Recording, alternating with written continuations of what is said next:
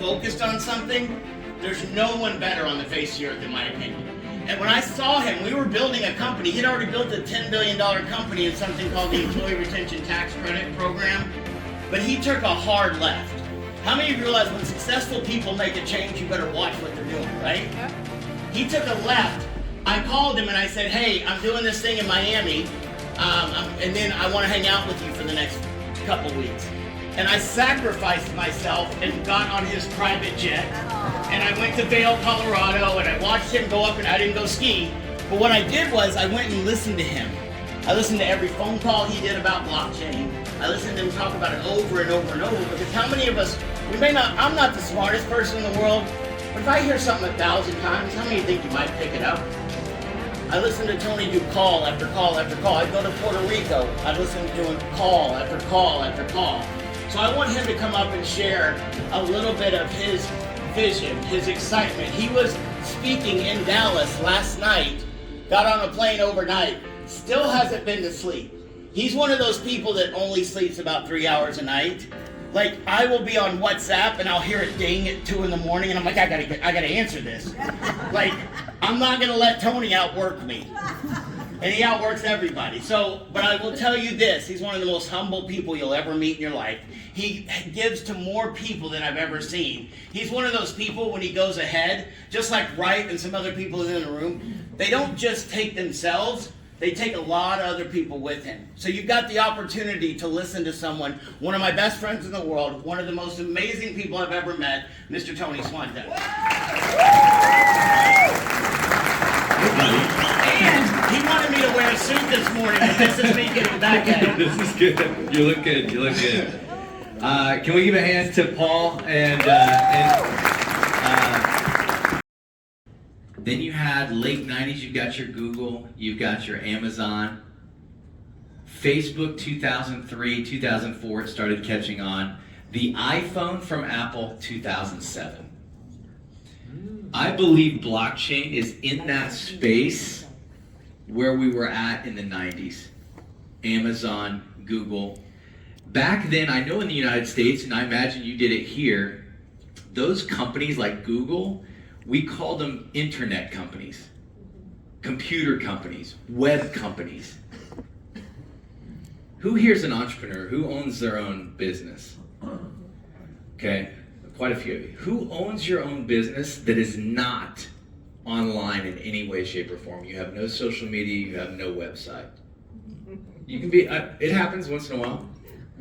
So it's funny, like people are like, I don't want to raise my hand, right? So we don't say internet companies. All companies are internet companies.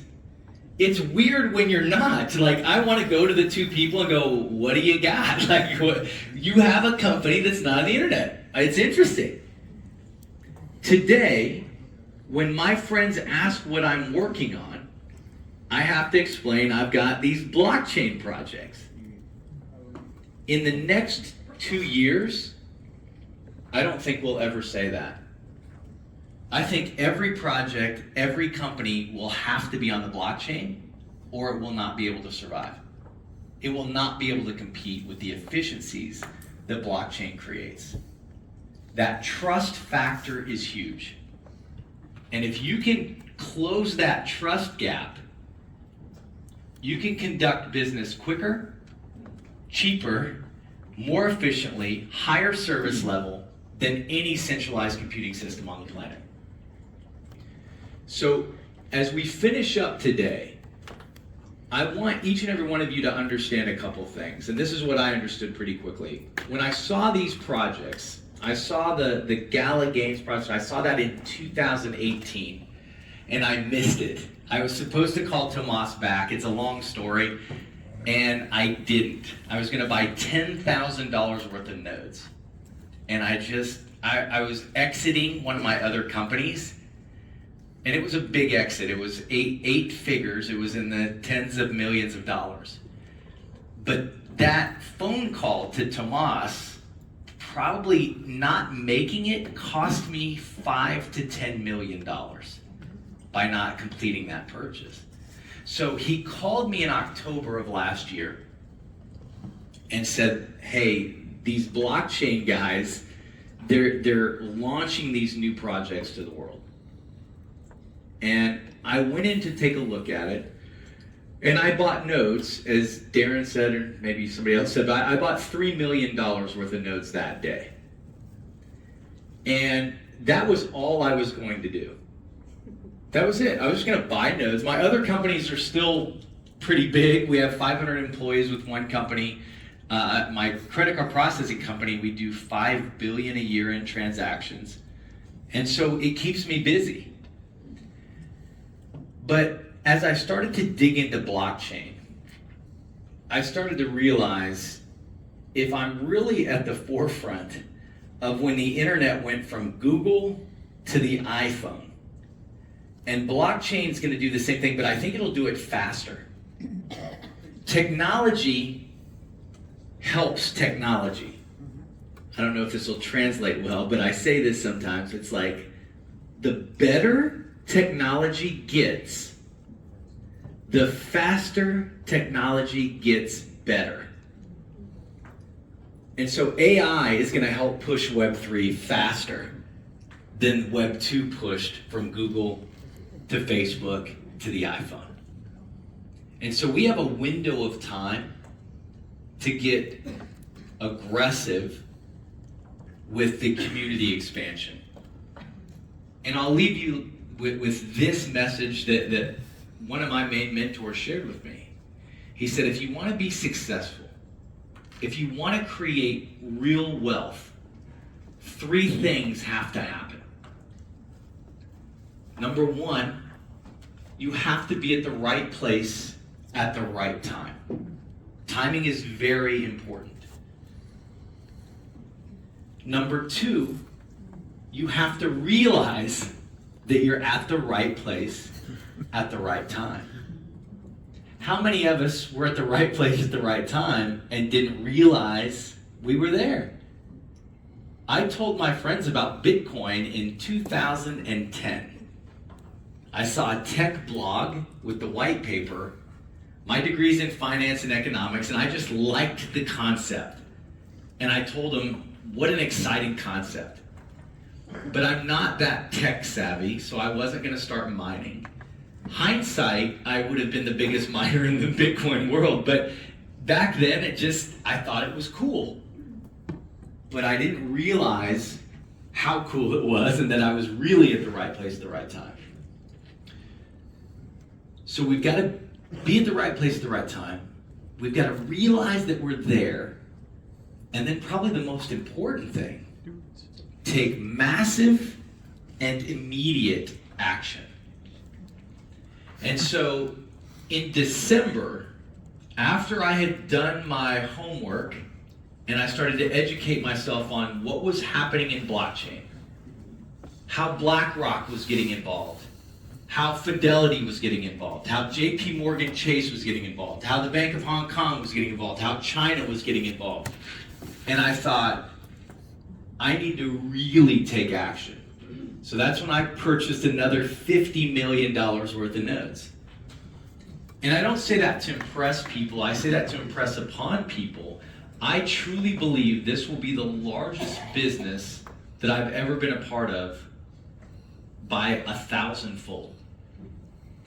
And I think my favorite thing about this project is that I can never do it by myself. We have to work together as a community to make this thing work. And almost every crypto project I was involved in, every ICO I put some money in, even oil wells, oil drilling investing, almost every project like that, it's all out of our control. It's either they do great and our money's going up, or they do bad and our money goes down. All of these projects, we can individually and through our communities impact the chances of our success. I know I can add 1 million+ people to a meeting software online, a video conferencing software. I have no doubt. Like, I can probably do that within the next few months once we launch. I know Darren can probably do that as well. I know Richard, Aaron, there's people in this room that could probably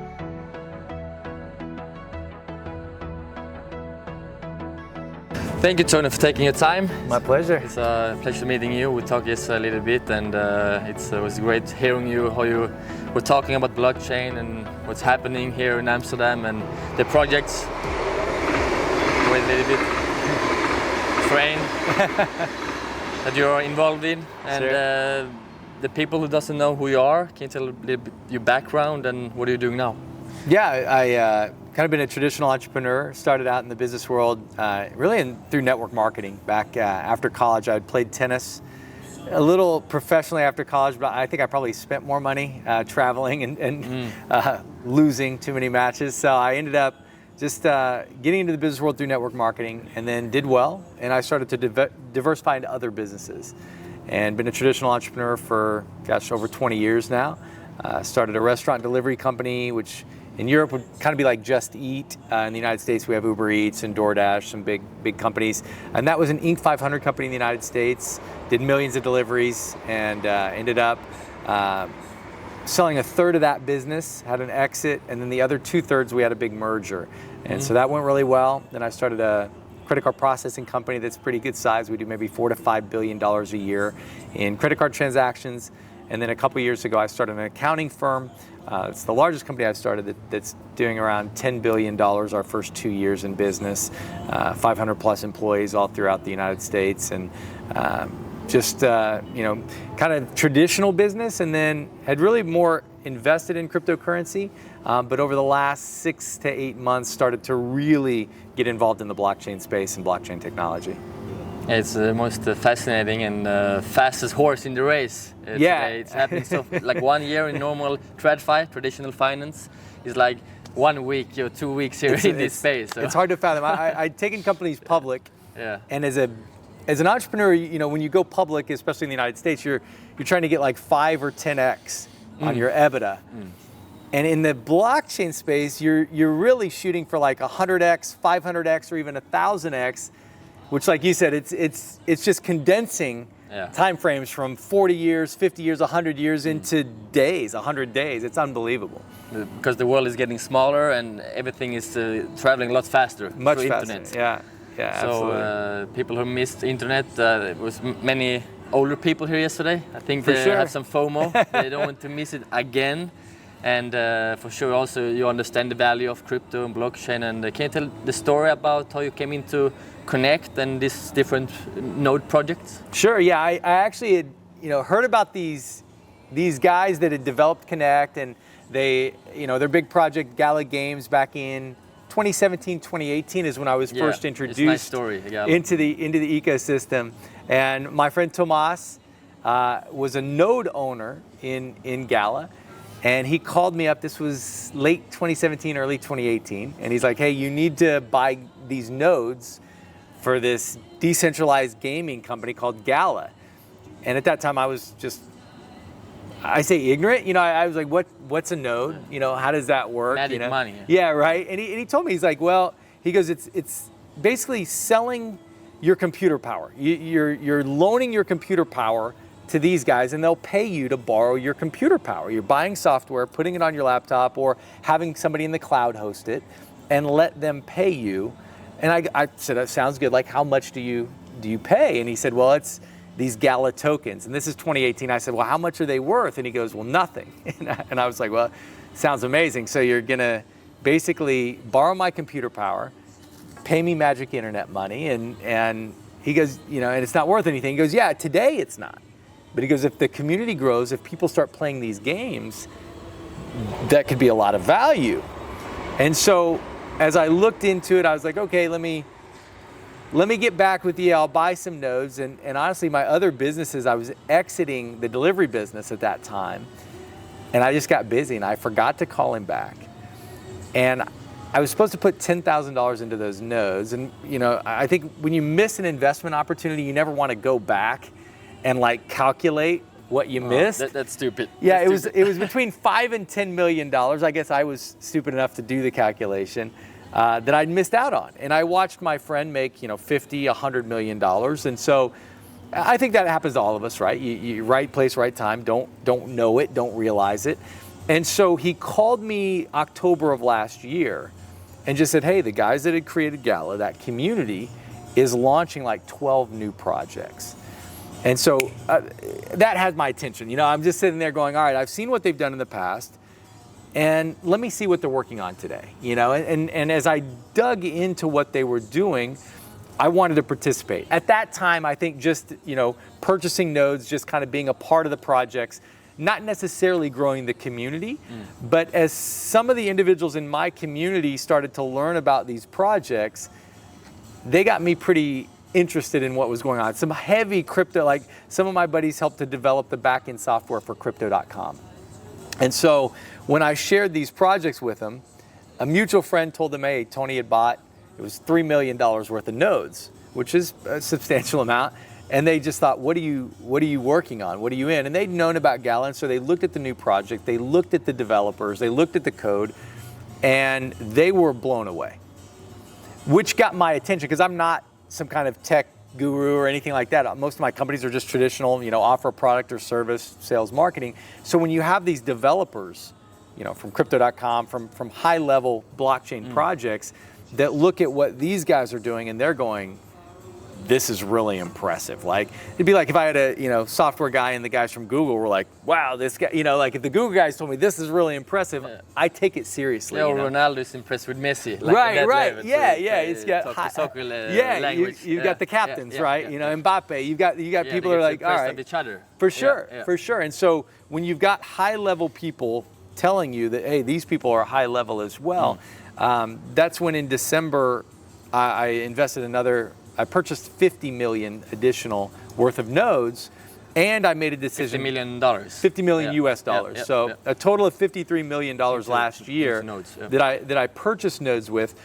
But I also, I think more importantly for me at that time, I became heavily involved in the community build, like spreading the word about the projects, because I believed in the ability of blockchain technology and efficiencies that blockchain brings to make a huge positive impact on the planet. Yeah, because it's adding value to the current systems that are broken, for in sure. my opinion. And I agree. So it's fascinating and inspiring to be here, to listen to you guys and see your perspective on things. And so I'm not in the wrong area, so to say, because you get opportunities and you get regret. And that's why I'm here and also doing these videos and putting my time and effort into coming here to Amsterdam and get to know people behind this project and the different projects. And so I'm really excited. And so are you helping all projects, or are you just focusing in your area? Yeah, I mean, I help all the projects. I'm a community member. Just like kind of anybody else, I guess there's no owner, there's no equity share. I did bring a couple projects as far as with my knowledge and some of the network that I had. We brought Revolution, the REVO rideshare project, and we brought the Rally, which we call R-link, the video conferencing. So we want to compete with Uber on one side, Uber, Lyft, any rideshare provider, and then on the video conferencing, we're competing with companies like Zoom, Google Meet, Microsoft Teams, GoToMeeting. There's a bunch of them out there. I'm certainly involved and bullish on all the projects. I know, Galvin is a health and wellness project. I know a lot of doctors. I know a lot of people that are athletic, that it's important. Their body's kind of their paycheck. I know you're kind of that way. You've got to perform at the highest level, make sure you're staying in good shape. And if Galvin can help people do that, I think that's a win. Grow from a nutrition standpoint, knowing what we're putting in our body, I think is very important. Element, knowing that I didn't have some 11-year-old kid mining for lithium that's in my cell phone's battery. I'm excited about being able to know that precious metals, that lithium, cobalt, things that are going into our electronics were mined ethically. For me, I think, with rideshare and the meeting software, I feel like my network, my background, I can have one of the bigger impacts on those projects. And so I've put a lot of my time, energy, effort, and my purchases into those projects are weighted towards those two, just because I feel like I can move the needle the most. And so it's important for me. The newest project as well, R-link and REVO.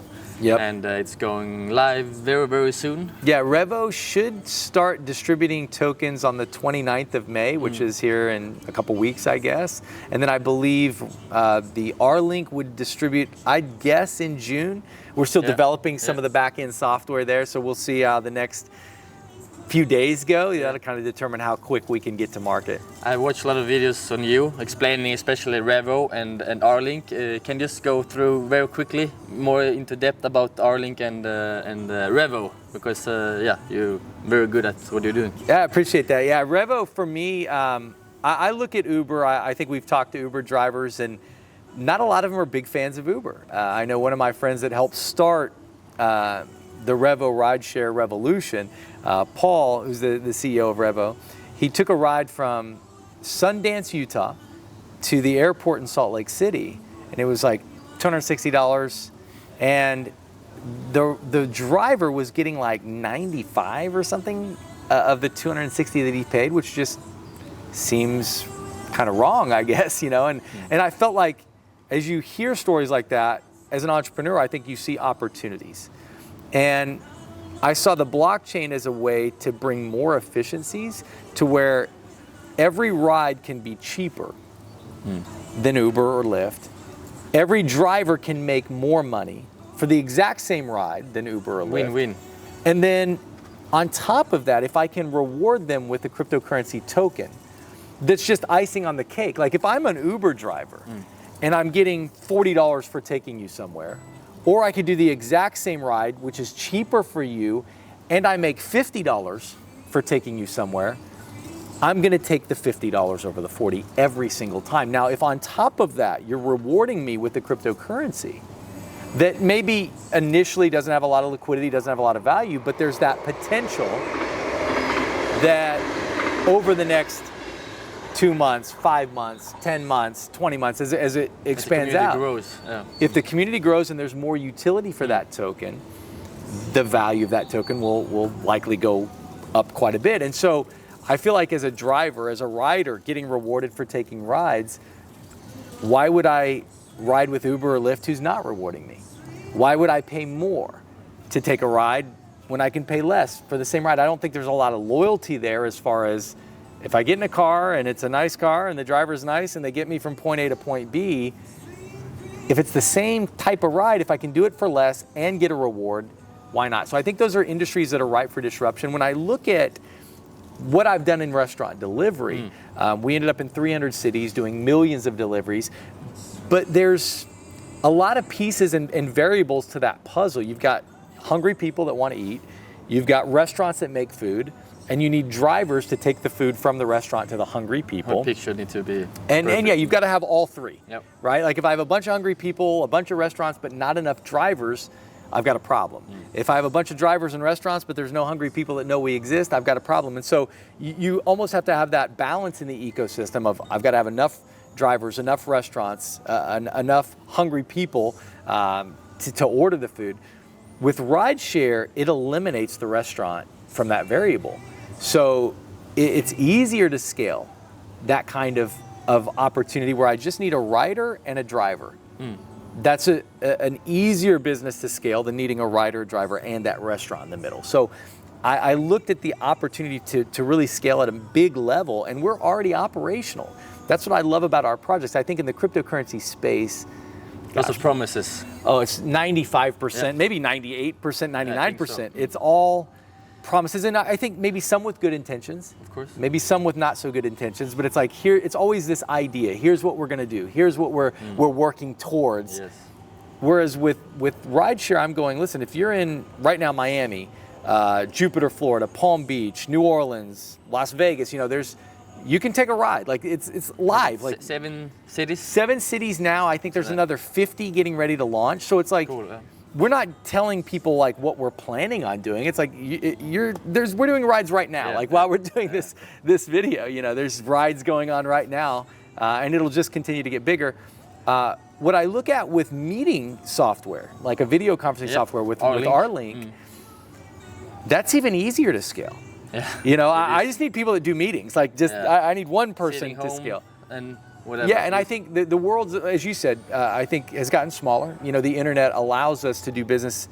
It closed what I call the distance gap around the world, and I believe blockchain is helping to close the trust gap, allowing people to interact and transfer value between each other without needing to wait on the banking system, without needing to wait on the medical system, without needing to wait on Uber's centralized system, without needing to wait on Zoom's centralized system. And so giving people that control of rideshare, giving people that control of video conferencing software and ownership in the project as a node owner, or eventually we'll look to have the community members be able to vote. If I'm using the software, if I'm taking rides, if I'm a driver, and I do high volume drives, I'll get to vote in the decisions that the community is making to steer the community and to steer the company in the right direction. And so I feel like that's something that Uber's never going to do. Zoom's never going to do. They're never going to give the power to the community. No. And that's literally what the blockchain starts out doing. It's like, hey, the community runs it. And so if we can empower the community, they're almost always going to make decisions that are in their best interest, which is going to be in the company's best interest. So I think eventually it's going to be very difficult for centralized companies to compete with decentralized blockchain-based opportunities. And that's what I'm probably most excited about. When people realize this that we were talking about, I think it will go faster and faster. Agreed. And what I've seen here these couple of days, what I'm taking with me to Sweden or in my life is that the people here, for me, is like, I could say role models. You're high up here, and I love crypto, I love entrepreneurship, I love to meet people, and guys, the guys say you are so humble. It's good to have editing. Yeah, exactly. No, you're so humble, and still like you meet so lots of people every day when you're doing these events, and it's of course it takes much energy, but you're still humble to take your time to talk, and as high as you get in this pyramid, but if higher up and you meet successful people, they're even nicer than the people who is not successful. That's I will take it with me from this event, and the more I get to know people that have been doing many stuff in their life before, and have a good success rate or lots of winnings in the backpack, it's I need also to stay humble, no matter how rich or poor I will get in the future, and also to stay humble and giving back and meet people. I think also that's what you're doing here. Sure, I think for me it's similar to sports, right? And I think you as a professional athlete, you see a young kid, working on a drill, working on his footwork. Naturally, you want to go, hey, anything you can do to help to instill some additional value to that child's my journey. Yeah, exactly. He's heading up, or she's heading up the ladder, trying to get to wherever she's trying to get to on the soccer field, and you feel like, hey, I can help them. And it's just natural, I think, for those of us that have maybe gotten to that other side, where at the professional level, to want to go back and go, what kind of knowledge can I assist and instill into these young players? And I think as an entrepreneur, that's one of the things that I was blessed to have mentors do the same for me. And I think seeing that coming up, it's no different than our coaches pouring into us as we came up through the ranks in sports. I think it's unfortunately, it doesn't happen often where you can find communities of entrepreneurs that are willing to share so freely. And I think one of the best things about blockchain is it instills that value for the leaders to connect with newer people into their community and to instill those different values and the knowledge that you have. And so it's definitely something that I'm glad that you noticed that, and I'm sure as you end up moving up the ranks and doing well, different train. But as you move up the ranks and are doing well as a community member and a driving force for the community, you'll continue to go back into the younger community members that are coming up and share your insights and your knowledge with them. Yeah, no, I would like to thank you, and the audience will thank you also. And it's going to be exciting year, summer especially. Lots of things are happening in this space, and hopefully it will go even faster and faster with the help of AI. I agree. I think we're in a time frame. I always use a statement that the better technology gets, the faster technology gets better. And I think the gap that we saw in the internet from, email. I think the first email went out in like 1971 through an intranet system. But I started using really Hotmail in 95, 96. It's kind of when email really started to catch on in the mid to late 90s. When I got born. Yeah, I guess when you were coming up from diapers. And then you had, Amazon, Google started hitting mid to late 90s as well. But it wasn't until 2007 that we had the iPhone, right? And so there's that gap. I believe in blockchain, we're probably in that same time frame as like a Google and maybe the email craze, maybe Amazon as they were coming up, PayPal with Elon Musk. But I don't think it's going to be a 5-10 year gap to get to like the iPhone in blockchain. I think really in the next 12, 24, 36 months, we'll see major advancements in blockchain technology and the communities and companies that come in to help us grow. The exponential age. Agreed. I do think, we go from information age to exponential age is a great way to put it. Oh, let's finish there, and thank you again, Tony. Thanks, brother. Appreciate you, man. Thank you. I'll keep an eye on your career. Let me know. Do you have my info? Do you have my contact info?